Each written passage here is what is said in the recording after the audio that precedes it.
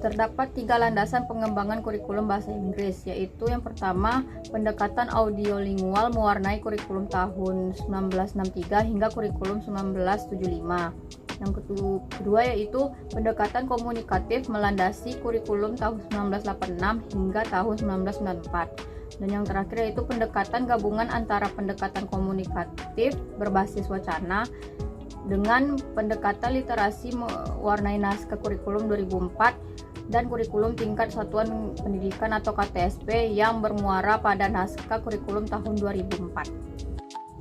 Baiklah, terlebih dahulu saya akan menjelaskan tentang pendekatan audiolingual mewarnai kurikulum tahun 1963 hingga kurikulum 1975. Teori bahasa yang mendasari model audiolingual adalah aliran linguistik struktural yang dikembangkan di Amerika Serikat. Aliran struktural ini memandang bahasa sebagai suatu sistem yang secara struktural di antara unsur-unsurnya saling berkaitan.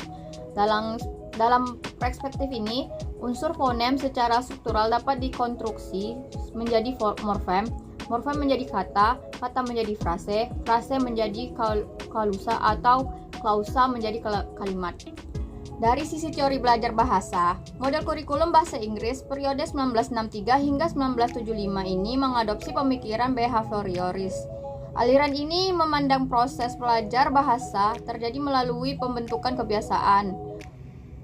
Dan perilaku belajar ini terjadi melalui tiga unsur, yaitu stimulus berperan sebagai pemicu perilaku berbahasa, yakni respon yang muncul karena adanya stimulus, dan penguat yang menandai apakah suatu respon tepat atau tidak tepat dan dapat mendorong pengulangan atau penindaian respon tersebut di kemudian hari. Selanjutnya saya menjelaskan mengenai pendekatan komunikatif melandasi kurikulum tahun 1986 hingga tahun 1994.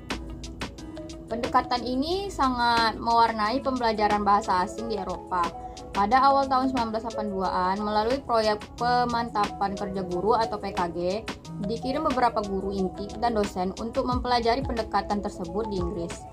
Sekembali mereka dari tugas belajar ini, dirintis perkembangan kurikulum bahasa Inggris tahun 1984 dengan menerapkan pendekatan tersebut.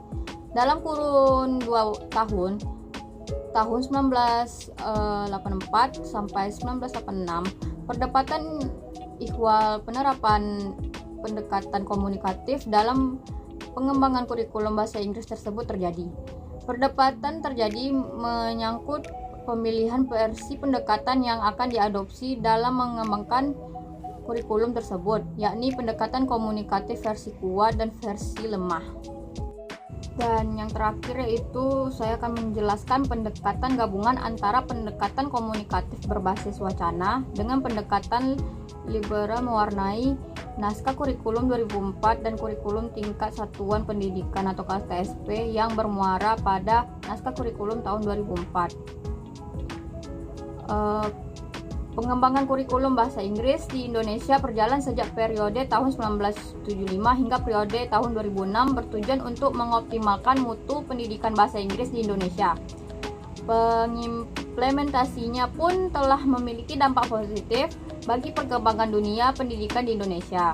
Namun, untuk mengurangi dampak negatif yang ditimbulkan oleh adanya perubahan atau pengembangan kurikulum bahasa Inggris, seharusnya pemerintah Indonesia, khususnya bidang pendidikan, lebih mengoptimalkan pembuatan kurikulum yang baru, sehingga dalam pengkajian teori kurikulum yang mencakup landasan filsafat atau pendekatan yang digunakan dan komponen-komponen yang ada, seperti tujuan, konten, proses, dan evaluasi, harus dikaji lagi semaksimal mungkin, sehingga hal tersebut bisa minimal kesalahan atau kekurangan yang ada pada kurikulum yang baru.